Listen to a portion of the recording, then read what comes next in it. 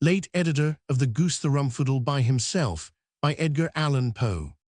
I am now growing in years, and since I understand that Shakespeare and Mr. Emmons are deceased, it is not impossible that I may even die. It has occurred to me, therefore, that I may as well retire from the field of letters and repose upon my laurels, but I am ambitious of signalizing my abdication of the literary scepter by some important bequest to posterity, and perhaps I cannot do a better thing than just pen for it an account of my earlier career. My name, indeed, has been so long and so constantly before the public eye that I am not only willing to admit the naturalness of the interest which it has everywhere excited, but ready to satisfy the extreme curiosity which it has inspired. In fact, it is no more than the duty of him who achieves greatness to leave behind him in his ascent such landmarks as may guide others to be great. I propose, therefore, in the present paper, which I had some idea of calling Memoranda, to serve for the literary history of America, to give a detail of those important, yet feeble, and tottering first steps by which at length I attain the high road to the pinnacle of human renown. Of one's very remote ancestors, it is superfluous to say much. My father, Thomas Bob Esk, stood for many years at the summit of his profession, which was that of a merchant barber in the city of Smug. His warehouse was the resort of all the principal people of the place, and especially of the editorial corpse body, which inspires all about it with profound veneration. And all for my own part, I regarded them as gods, and drank in with avidity the rich wit and wisdom which continuously flowed from their august mouths. During the process of what is styled lather, my first moment of positive inspiration must be dated from that ever-memorable epoch when the brilliant conductor of the gadfly, in the intervals of the important process just mentioned, recited aloud before a conclave of our apprentices an inimitable poem in honor of the only genuine Olaf Bob, so called from its talented inventor, my father, and for which effusion the editor of the Fly was remunerated with a regal liberality by the firm of Thomas Bob Company Merchant Barbers. The genius of the stanzas to the Olaf Bob first breathed into me, I say, the divine afflatus. I resolved at once to become a great man, and to commence by becoming a great poet. That very evening I fell upon my knees at the feet of my father. "Father," I said, "pardon me, but I have a soul above lather. It is my firm intention to cut the shop. I would be an editor, I would be a poet, I would pen stanzas to the Olaf Bob. Pardon me, and aid me to be great." "My dear Thingum," replied my father, "I had been christened Thingum after a wealthy relative so surnamed. My dear Thingum," he said, raising me from my knees by the ears, "Thingum, my boy, you're a trump, and take after your father in having a soul. You have an immense head too, and it must hold a great many brains. This I have long seen, and therefore had thoughts of making you a lawyer. The business, however, has grown ungenteel, and that of a politician don't pay upon the whole. You judge Weislithe trade of editor is bestand. If you can be a poet at the same time as most of the editors are, by the byway, you will kill two birds with one stone. To encourage you in the beginning of things, I will allow you a garret pen, ink and paper, a rhyming dictionary, and a copy of the gadfly. I suppose you would scarcely demand any more." "I would be an ungrateful villain if I did," I replied with enthusiasm. "Your generosity is boundless. I will repay it by making you the father of a genius." Thus ended my conference with the best of men, and immediately upon its termination I betook myself with zeal to my poetical labors, as upon these chiefly I founded my hopes of ultimate elevation to the editorial chair. In my first attempts at composition, I found the stanzas to the Olaf Bob rather a drawback than otherwise. Their splendor more dazzled than enlightened me. The contemplation of their excellence tended naturally to discourage me by comparison with my own abortions, so that for a long time I labored in vain. At length there came into my one of those exquisitely original ideas which now and then will permeate the brain of a man of genius. It was Thiser, rather thus was it carried into execution from the rubbish of an old bookstall.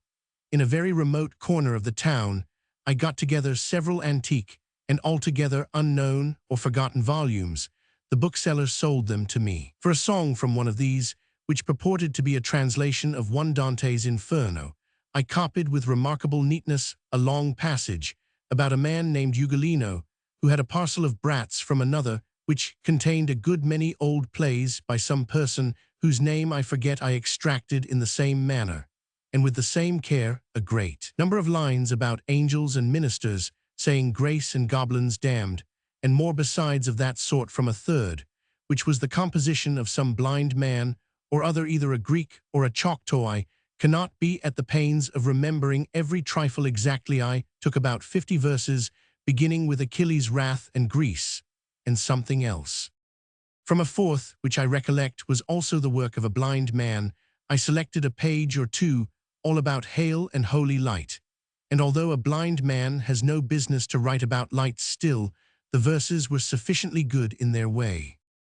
Having made fair copies of these poems, I signed every one of them Apoduldoc, a fine sonorous name, and doing each up nicely in a separate envelope, I dispatched one to each of the 4 principal magazines with a request for speedy insertion and prompt pay. The result of this well-conceived plan, however, the success of which would have saved me much trouble in after life, served to convince me that some editors are not to be bamboozled, and gave the coup de grace, as they say in France, to my nascent hopes, as they say in the city of the transcendentals. The fact is that each and every one of the magazines in question gave Mr. Apoduldoc a complete using up in the monthly notices. To correspondence, the humdrum gave him a dressing after this fashion. Apoduldoc, whoever he is, has sent us a long tirade concerning a bedlamite whom he styles Ugolino, who had a great many children that should have been all whipped and sent to bed without their suppers. The whole affair is exceedingly tame, not to say flat. Apoduldoc, whoever he is entirely devoid of imagination, and imagination, in our humble opinion, is not only the soul of poesy, but also its very heart. Apoduldoc, whoever he is, has the audacity to demand of us for his twaddle a speedy insertion and prompt pay. We neither insert nor purchase any stuff of the sort. There can be no doubt, however, that he would meet with a ready sale for all the balderdash he can scribble at the office of either the Rowdy-Dow, the Lollipop, or the GOOSETHERUMFOODLE. All this, it must be acknowledged, was very severe upon Apoduldoc, but the unkindest cut was putting the word poesy in small caps in those 5 preeminent letters. What a world of bitterness is there not involved! But Apoduldoc was punished with equal severity in the Rowdy-Dow, which spoke thus: "We have received a most singular and insolent communication from a person, whoever he is, signing himself Apoduldoc, thus desecrating the greatness of the illustrious Roman Emperor, so named. Accompanying the letter of Apoduldoc, whoever he is, we find sundry lines of most disgusting and unmeaning rant about angels and ministers of Grasserant, such as no madman short of a Nat Lee or an Apoduldoc could possibly perpetrate, and for this trash of trash we are modestly requested to pay promptly. No, sir, no, we pay for nothing of that sort. Apply to the Humdrum, the Lollipop, or the GOOSETHERUMFOODLE. These periodicals will undoubtedly accept any literary offal you may send them, and as undoubtedly promise to pay for it." This was bitter indeed upon poor Apoduldoc, but in this instance the weight of the satire falls upon the Humdrum, the Lollipop, and the GOOSETHERUMFOODLE, who are pungently styled periodicals in italics, to a thing that must have cut them to the heart. Scarcely less savage was the Lollipop, which thus discoursed: "Some individual who rejoices in the appellation Apoduldoc, to what low uses are the names of the illustrious dead too often applied, has enclosed us some 50 or 60 verses, commencing after this fashion: Achilles' wrath to Greece, the direful spring of woes, unnumbered Roman, 100 Roman, 100 Roman, 100 Roman, 100. Apoduldoc, whoever he is respectfully informed that there is not a printer's devil in our office who is not in the daily habit of composing better lines. Those of Apoduldoc will not scare. Apoduldoc should learn to count, but why he should have conceived the idea that we of all others we would disgrace our pages with his ineffable nonsense is utterly beyond comprehension. Why the absurd twaddle is scarcely good enough for the Humdrum, the Rowdy-Dow, the GOOSETHERUMFOODLE, things that are in the practice of publishing Mother Goose's melodies as original lyrics, and Apoduldoc, whoever he is, has even the assurance to demand pay for this drivel. Does Apoduldoc, whoever he is, know he aware that we could not be paid to insert it. As I perused this, I felt myself growing gradually smaller and smaller, and when I came to the point at which the editor sneered at the poem as verses, there was little more than an ounce of me left, as, for Apoduldak, I began to experience compassion for the poor fellow. But the GOOSETHERUMFOODLE showed, if possible, less mercy than the lollipop. It was the GOOSETHERUMFOODLE that said, "A wretched poetaster who signs himself Apoduldak is silly enough to fancy that we will print and pay for a medley of incoherent and ungrammatical bombast which he has transmitted to us, and which commences with the following most intelligible line. Hail, holy light, offspring of heaven first-born." We say most intelligible Apoduldak. Whoever he is will be kind enough to tell us perhaps how hail can be holy light. We always regarded it as frozen rain. Will he inform us also how frozen rain can be at one and the same time both holy light, whatever that is, and an offspring, which latter term, if we understand any thing about English, is only employed with propriety in reference to small babies of about 6 weeks old.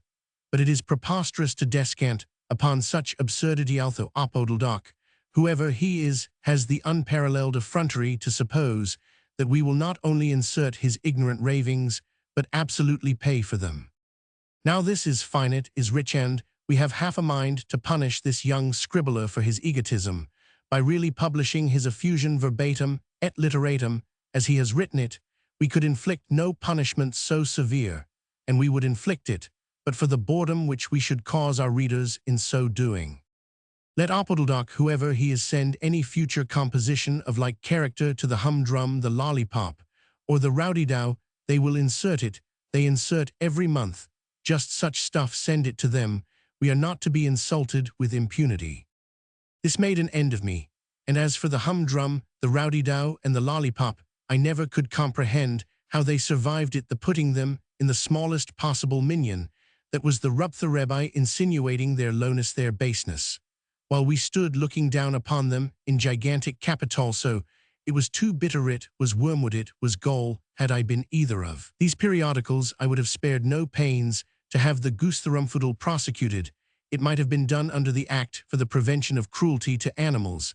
As for Apoduldak, whoever he was, I had by this time lost all patience with the fellow, and sympathized with him no longer. He was a fool beyond doubt, whoever he was, and got not a kick more than he deserved.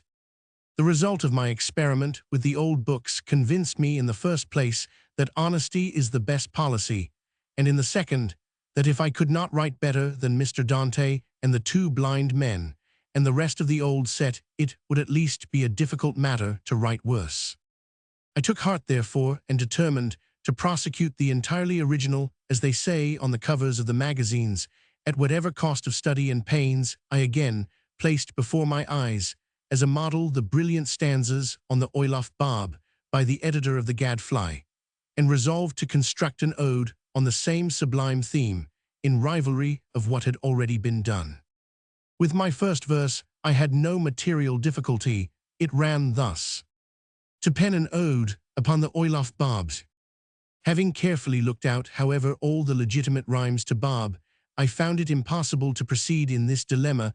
I had recourse to paternal aid, and after some hours of mature thought, my father and myself thus constructed the poem. To pen an ode upon the Oilaf Bob is all sorts of a job-signed snob.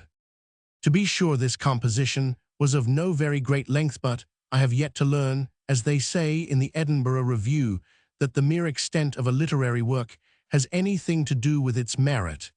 As for the quarterly cant about sustained effort, it is impossible to see the sense of it. Upon the whole, therefore, I was satisfied with the success of my maiden attempt, and now the only question regarded the disposal I should make of it. My father suggested that I should send it to the Gadfly, but there were 2 reasons which operated to prevent me from so doing. I dreaded the jealousy of the editor, and I had ascertained that he did not pay for original contributions. I therefore, after due deliberation, consigned the article to the more dignified pages of the Lollipop, and awaited the event in anxiety, but with resignation. In the very next published number, I had the proud satisfaction of seeing my poem printed at length as the leading article, with the following significant words prefixed in italics and between brackets.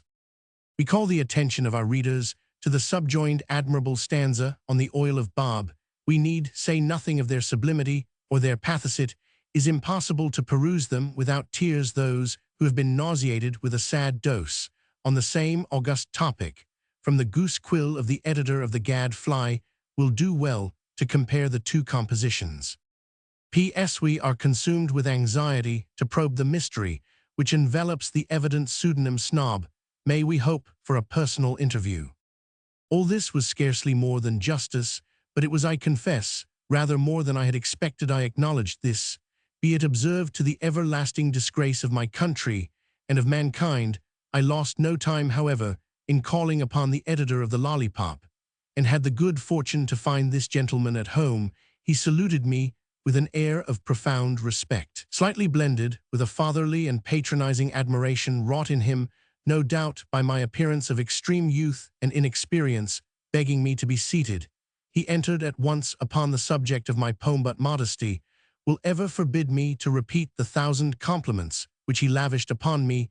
The eulogies of Mr. Crabbe, such was the editor's name, were, however, by no means fulsomely indiscriminate. He analyzed my composition with much freedom and great ability, not hesitating to point out a few trivial defects, a circumstance which elevated him highly in my esteem. The Gadfly was, of course, brought upon the tapis, and I hope never to be subjected to a criticism so searching or to rebukes so withering as were bestowed by Mr. Crabbe upon that unhappy effusion. I had been accustomed to regard the editor of the Gadfly as something superhuman, but Mr. Crabbe soon disabused me of that idea. He set the literary as well as the personal character of the Fly, so Mr. Roman 100 satirically designated the rival editor in its true light. He, the Fly, was very little better than he should be. He had written infamous things. He was a penny-a-liner and a buffoon. He was a villain. He had composed a tragedy which set the whole country in a guffaw, and a farce which deluged the universe in tears. Besides all this, he had the impudence to pen what he meant for a lampoon upon himself, Mr. Crabbe, and the temerity to style him an ass. Should I at any time wish to express my opinion of Mr. Fry, the pages of the Lollipop, Mr. Crabbe assured me, were at my unlimited disposal in the meantime, as it was very certain that I would be attacked in the Fly for my attempt at composing a rival poem on the oil of barb. He, Mr. Crabbe, would take it upon himself to attend pointedly to my private and personal interests. If I were not made a man of at once, it should not be the fault of himself, Mr. Crabbe. Mr. Crabbe, having now paused in his discourse, the latter portion of which I found it impossible to comprehend, I ventured to suggest something about the remuneration which I had been taught to expect for my poem by an announcement on the cover of the Lollipop, declaring that the Lollipop insisted upon being permitted to pay exorbitant prices for all accepted contributions, frequently expending more money for a single brief poem than the whole annual cost of the humdrum, the rowdy-dow, and the GOOSETHERUMFOODLE combined. As I mentioned the word remuneration, Mr. Crabbe first opened his eyes, and then his mouth to quite a remarkable extent, causing his personal appearance to resemble that of a highly agitated elderly duck in the act of quacking. And in this condition he remained, ever and anon pressing his hands tightly to his forehead, as if in a state of desperate bewilderment, until I had nearly made an end of what I had to say. Upon my conclusion, he sank back into his seat, as if much overcome, letting his arms fall lifelessly by his side, but keeping his mouth still rigorously open after the fashion of the duck. While I remained in speechless astonishment at behavior so alarming, he suddenly leaped to his feet and made a rush at the bell-rope, but just as he reached this, he appeared to have altered his intention, whatever it was, for he dived under a table and immediately reappeared with a cudgel. This he was in the act of uplifting, for what purpose I am at a loss to imagine, when all at once there came a benign smile over his features, and he sank placidly back in his chair. "Mr. Bob," he said, for I had sent up my card before ascending myself. "Mr. Bob, you are a young man, I presume very." I assented, adding that I had not yet concluded my third lustrum. Ah, he replied, very good. I see how it is. No more touching this matter of compensation. What you observe is very just. In fact, it is excessively so. But our first contribution, first I say it, is never the magazine custom to pay for you comprehend. The truth is we are usually the recipients in such case. Mr. Krabs smiled blandly as he emphasized the word recipients. For the most part we are paid for the insertion of a maiden attempt, especially in verse. In the second place, Mr. Bob, the magazine rule is never to disperse what we term in France the argent comptant. I have no doubt you understand in a quarter or two, after publication of the article in a year or two, we make no objection to giving our note at 9 months, provided always that we can so arrange our affairs as to be quite certain of a burst up in 6. I really do hope, Mr. Bob, that you will look upon this explanation as satisfactory. Here Mr. Crab concluded, and the tears stood in his eyes.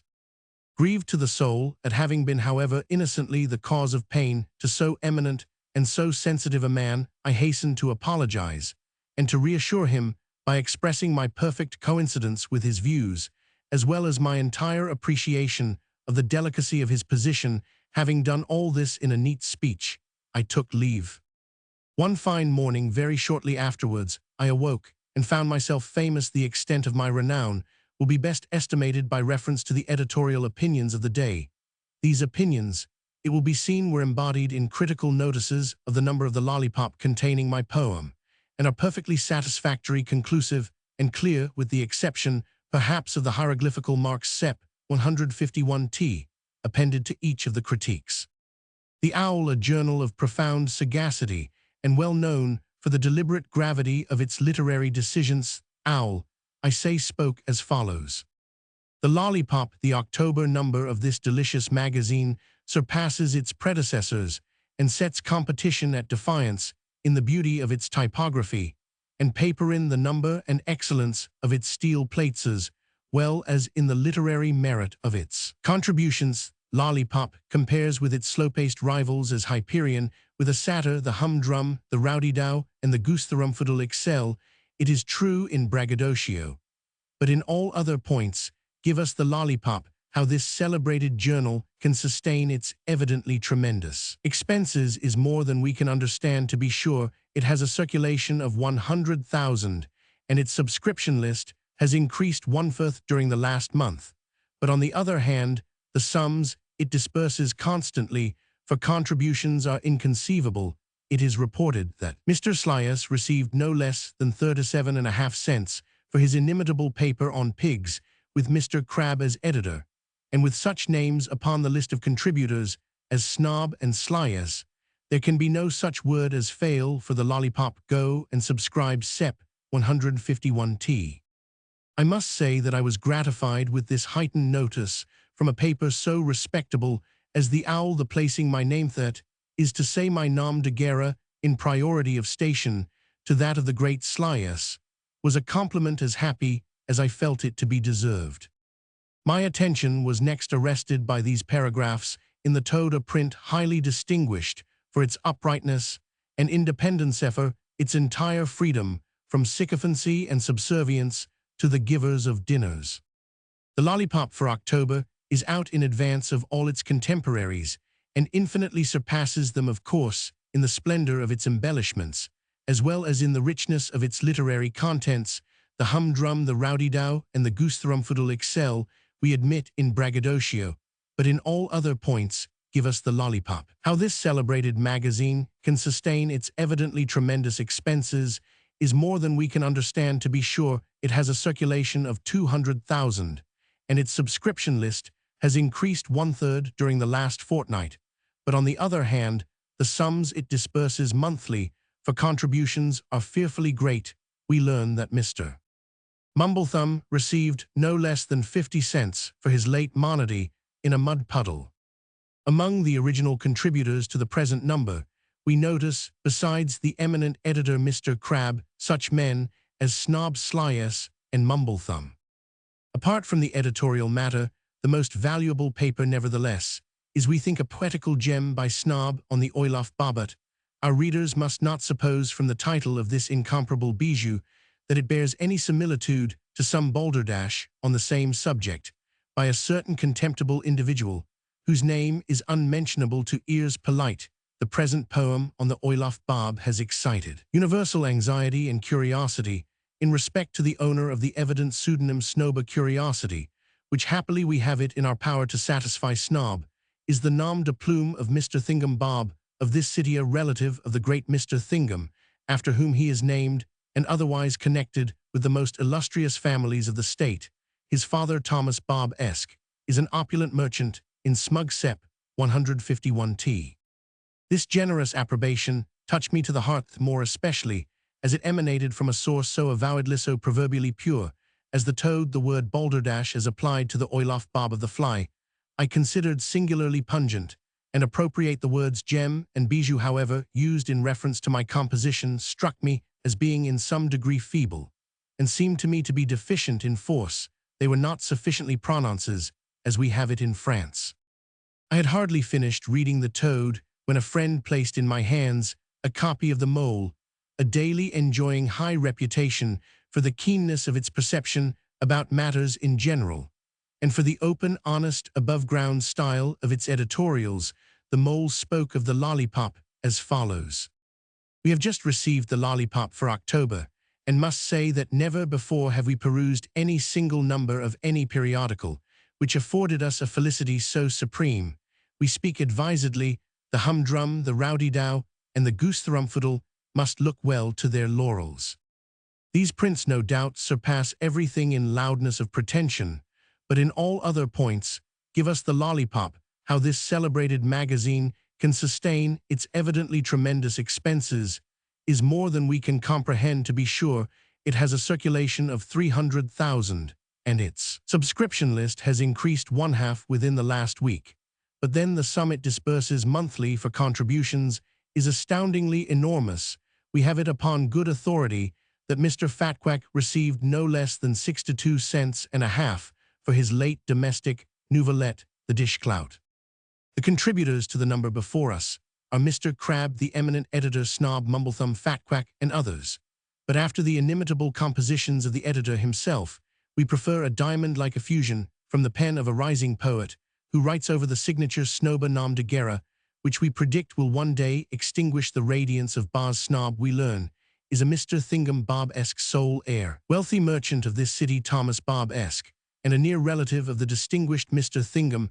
The title of Mr. B.'s admirable poem is the Olaf Boba's somewhat unfortunate name Bytheby, as some contemptible vagabond connected with the penny press has already disgusted the town with a great deal of drivel upon the same topic. There will be no danger, however, of confounding the compositions Sep. 151t.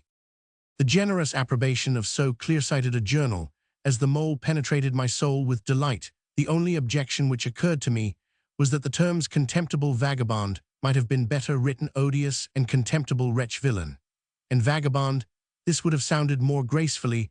I think diamond-like also was scarcely, it will be admitted, of sufficient intensity to express what the Mole evidently thought of the brilliancy of the Olaf Bob. On the same afternoon in which I saw these notices in the Owl, the Toad, and the Mole, I happened to meet with a copy of the Daddy-long-legs, a periodical proverbial for the extreme extent of its understanding, and it was the Daddy-long-legs which spoke thus. The lollipop, this gorgeous magazine, is already before the public for October. The question of preeminence is forever put to rest, and hereafter it will be excessively preposterous in the humdrum, the rowdy-dow, or the GOOSETHERUMFOODLE to make any farther spasmodic attempts at competition. These journals may excel the lollipop in outcry, but in all other points give us the lollipop. How this celebrated magazine can sustain its evidently tremendous expenses is past comprehension. To be sure, it has a circulation of precisely 500,000, and its subscription list has increased 75% within the last couple of days. But then the sums it disburses monthly for contributions are scarcely credible. We are cognizant of the fact that Mademoiselle Cribblelittle received no less than 87 cents and a half for her late valuable revolutionary tale, entitled The Yorktown Katy Did and the Bunker Hill Katy Didn't.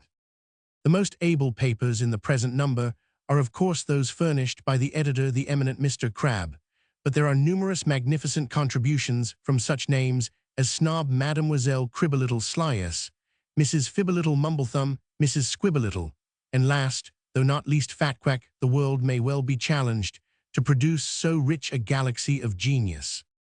The poem over the signature snob is, we find, attracting universal commendation, and we are constrained to say deserves, if possible, even more applause than it has received. The Olaf Bob is the title of this masterpiece of eloquence and art.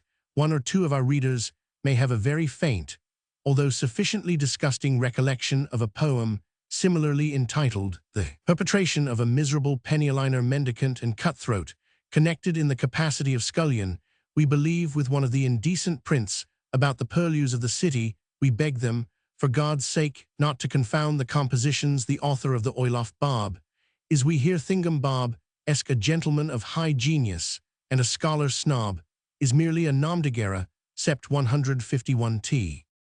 I could scarcely restrain my indignation while I perused the concluding portions of this diatribe. It was clear to me that the yene manner, not to say the gentleness, positive forbearance, with which the daddy-long-legs spoke of that pig, the editor of the Gad Fleet, was evident to me. I say that this gentleness of speech could proceed from nothing else than a partiality for the fly, whom it was clearly the intention of the daddy-long-legs to elevate into reputation. At my expense, anyone indeed might perceive with half an eye that had the real design of the daddy been what it wished to appear, the daddy might have expressed itself in terms more direct, more pungent, and altogether more to the purpose. The words penny-a-liner, mendicant, scullion, and cutthroat were epithets so intentionally inexpressive and equivocal as to be worse than nothing when applied to the author of the very worst stanzas ever penned by one of the human race. We all know what is meant by damning with faint praise, and on the other hand, who could fail seeing through the covert purpose of the daddy, that of glorifying with feeble abuse? What the daddy chose to say of the fly, however, was no business of mine. What it said of myself was after the noble manner in which the owl, the toad, the mole had expressed themselves in respect to my ability.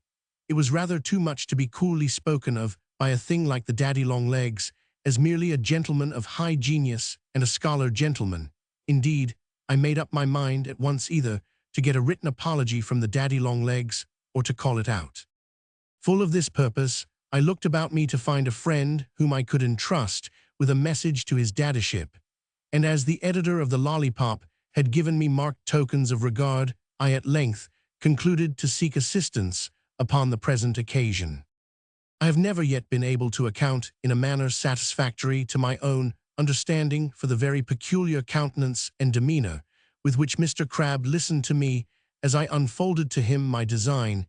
He again went through the scene of the bell-rope and cudgel, and did not omit the duck. At one period, I thought he really intended to quack. His fit nevertheless finally subsided as before, and he began to act and speak in a rational way. He declined bearing the cartel, however, and in fact dissuaded me from sending it at all, but was candid enough to admit that the daddy-long-legs had been disgracefully in the wrong, more especially in what related to the epithets gentleman and scholar.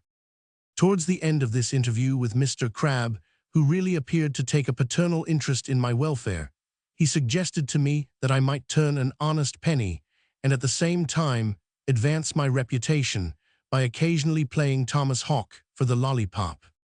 I begged Mr. Crabbe to inform me who was Mr. Thomas Hawk and how it was expected that I should play him. Here Mr. Crabbe again made great eyes, as we say in Germany, but at length recovering himself from a profound attack of astonishment, he assured me that he employed the words Thomas Hawk to avoid the colloquialism Tommy, which was low, but that the true idea was Tommy Hawker tomahawk, and that by playing tomahawk he referred to scalping, browbeating, and otherwise using up the herd of poor devil authors.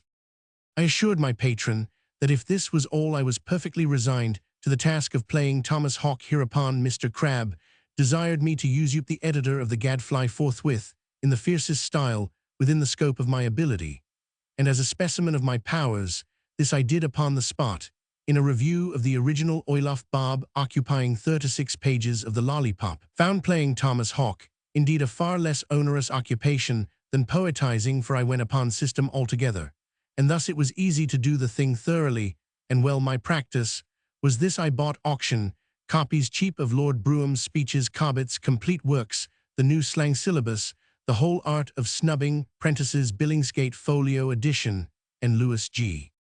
Clark on tongue. These works I cut up thoroughly with a currycomb, and then throwing the shreds into a sieve sifted out carefully all that might be thought decent a mere trifle, reserving the hard phrases, which I threw into a large tin pepper caster with longitudinal holes so that an entire sentence could get through without material injury. The mixture was then ready for use. When called upon to play Thomas Hawk, I anointed a sheet of foolscap with the white of a gander's egg, then shredding the thing to be reviewed, as I had previously shredded the booksonly, with more care, so as to get every word separate. I threw the latter shreds in with the former screwed on the lid of the caster, gave it a shake, and so dusted out the mixture upon the egged foolscap. Where it stuck, the effect was beautiful to behold. It was captivating. Indeed, the reviews I brought to pass by this simple expedient have never been approached, and were the wonder of the world. At first, through bashfulness, result of inexperience, I was a little put out by a certain inconsistency, a certain air of the bizarre, as we say in France, worn by the composition as a whole. All the phrases did not fit, as we say in the Anglo-Saxon. Many were quite awry. Some even were upside down, and there were none of them which were not in some measure injured in regard to effect by this latter species of accident, when it occurred, with the exception of Mr. Lewis Clark's paragraphs, which were so vigorous and altogether stout that they seemed not particularly disconcerted by any extreme of position, but looked equally happy and satisfactory, whether on their heads or on their heels. What became of the editor of the Gadfly after the publication of my criticism on his Olaf Bob? It is somewhat difficult to determine. The most reasonable conclusion is that he wept himself to death. At all events, he disappeared instantaneously from the face of the earth, and no man has seen even the ghost of him since.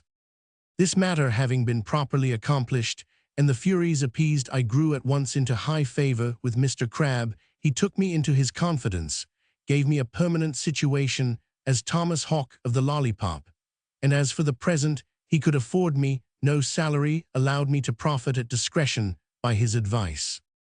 "My dear Thingham," said he to me one day after dinner, "I respect your abilities, and love you as a son. You shall be my heir when I die. I will bequeath you the Lollipop. In the meantime, I will make a man of you. I will, provided always that you follow my counsel. The first thing to do is to get rid of the old bore." "Bore," said I inquiringly, "a ape, as we say in Latin, how?" "Your father," said he. "Precisely," I replied, "piggy."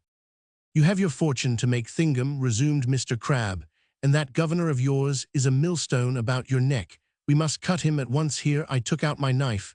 "We must cut him," continued Mr. Crabbe decidedly, "and forever. He want upon second thoughts, you had better kick him or cane him or something of that kind." "What do you say?" I suggested modestly. "To my kicking him in the first instance, caning him afterwards, and winding up by tweaking his nose."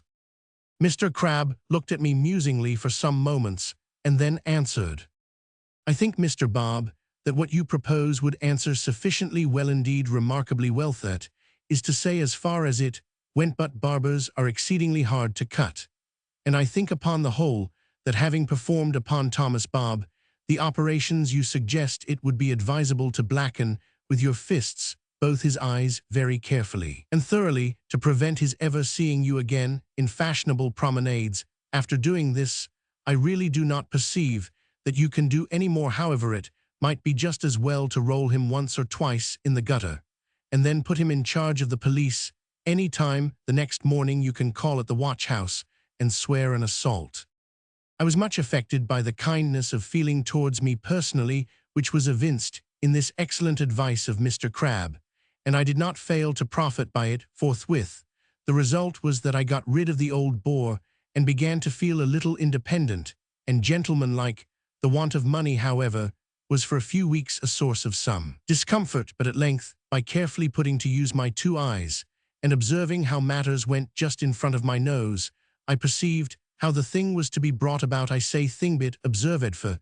They tell me the Latin for it is rem. By the way, talking of Latin, can anyone tell me the meaning of quacunc, or what is the meaning of modo?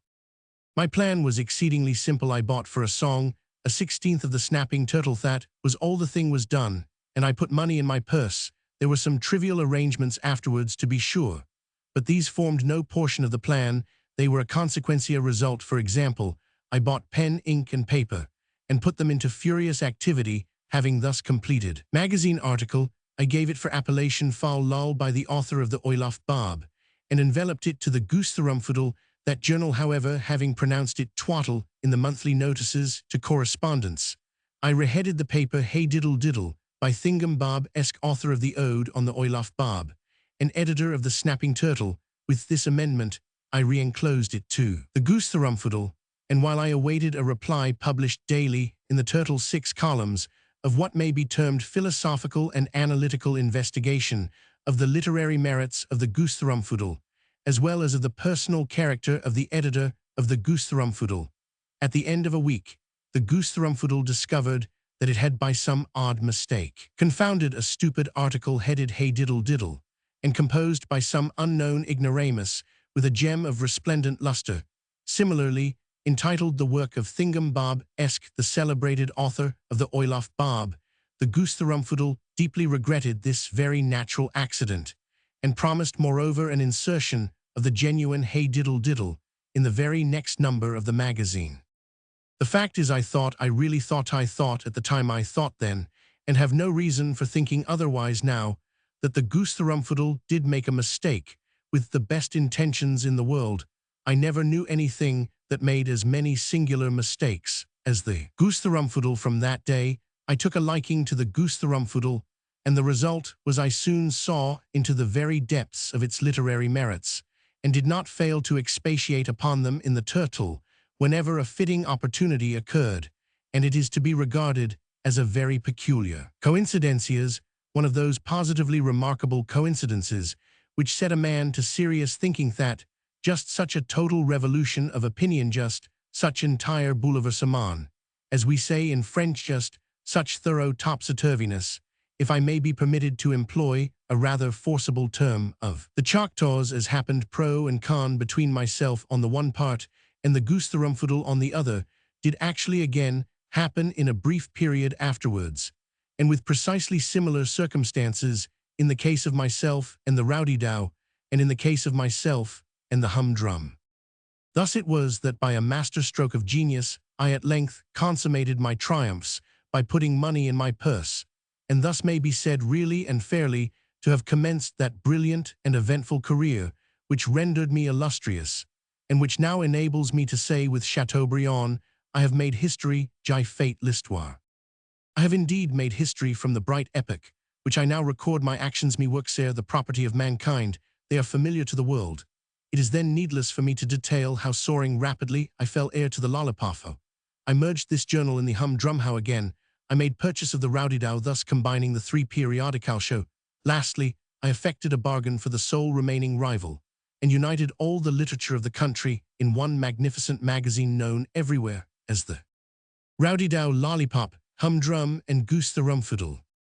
Yes, I have made history. My fame is universal. It extends to the uttermost ends of the earth. You cannot take up a common newspaper in which you shall not see some allusion to the immortal Thingumbob. It is Mr. Thingumbob said so, and Mr. Thingumbob wrote this, and Mr. Thingumbob did that, but I am meek, and expire with an humble heart. After all, what is it thy's indescribable something which men will persist in terming genius? I agree with Buffon with Hogarth, it is but diligence after all. Look at me, how I labored, how I toiled, how I wrote. Ye gods, did I not write? I knew not the word ease. By day I adhered to my desk, and at night, a pale student, I consumed the midnight oil. You should have seen me. Should I lean to the right, I leaned to the left. I sat forward, I sat backward, I sat upon end, I sat teat basie, as they have it in the Kickapoo, bowing my head close to the alabaster page, and through all I wrote. Through joy and through sorrow I wrote, through hunger and through thirst I wrote, through good report and through ill report I wrote, through sunshine and through moonshine I wrote. What I wrote, it is unnecessary to say the style that was the thing. I caught it from Fat Quicquisfizz, and I am giving you a specimen of it now.